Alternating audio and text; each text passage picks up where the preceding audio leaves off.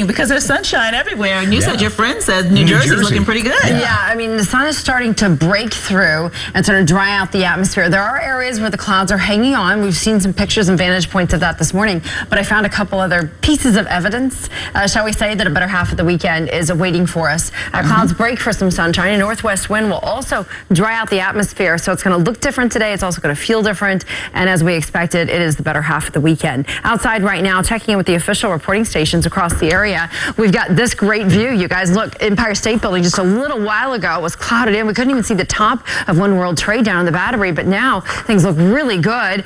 Just outside our front door here on the Upper West Side, we've been looking at the sun sort of splashing over Tucker Park, and right here we can see some of the runners coming out of Central Park. So it really is going to be a decent day. The change for us today is there's a northwest wind, and that's going to dry out the atmosphere. Also, the front that raced through here late last night leaves behind a pretty refreshing air mass.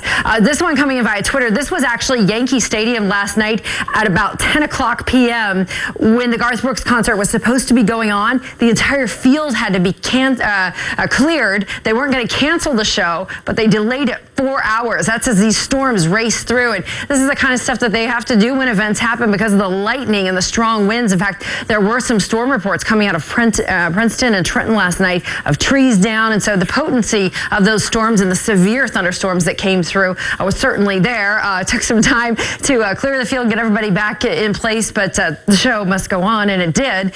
Finally, everything is cleared out, and this is what we're left with, upper 60s and low 70s to start off the day. Now, planning through the afternoon, I think it's a real nice afternoon.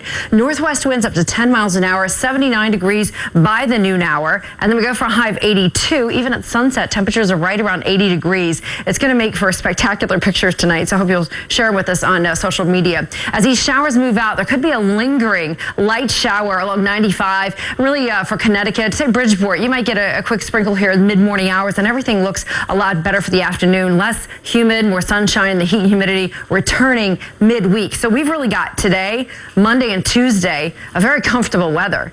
Outside your front door this morning, relief from the humidity. Temperatures will be in the low 80s through the afternoon. And over the next couple of hours, watch for these winds that come out of the northwest up to 10 miles an hour. That will really be the sign of the cooler conditions for us in place. Once again, here on the Futurecast, some of these showers linger for the northeast, just northeast of New York, but that instability is pushing off and being lifted out of here and replaced with those northwest winds and a sinking air mass. So it'll be harder for the clouds to form around here, and that gives us sunshine for Monday and Tuesday as well. This pattern holds, and then we see a change again where the winds come up out of the southwest, the heat builds, and it's a pattern that really does take hold for the middle to late part of July.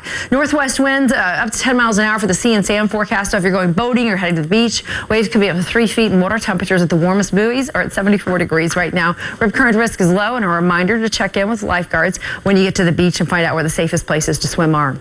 All right, so we break down the numbers, and even tonight was 69. This has been the last couple of nights where we've hit upper 60s overnight. Much more comfortable. You could do the windows open tonight. A refreshing air mass. We're back to 81 on Monday afternoon, and then temperatures do start to climb. Now, Tuesday, we're at 85 degrees, but this is still less humid air mass, so it's not uncomfortable.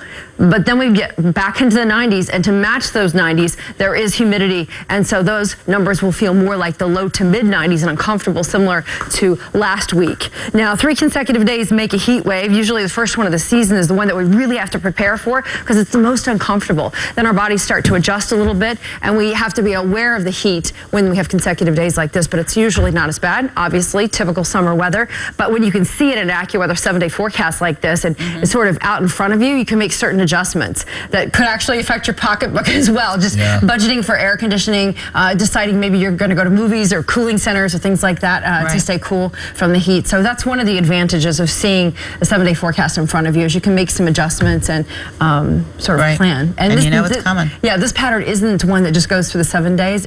Right now, the computer models are showing really from the 15th to the 20th, we're still seeing hot weather around here. Wow. Yeah. Interesting. All right. Thank you, Amy. Well, a group of Texas inmates are being hailed as heroes. Yeah, this after they broke out of their holding cell in Fort Worth. They didn't break out to escape.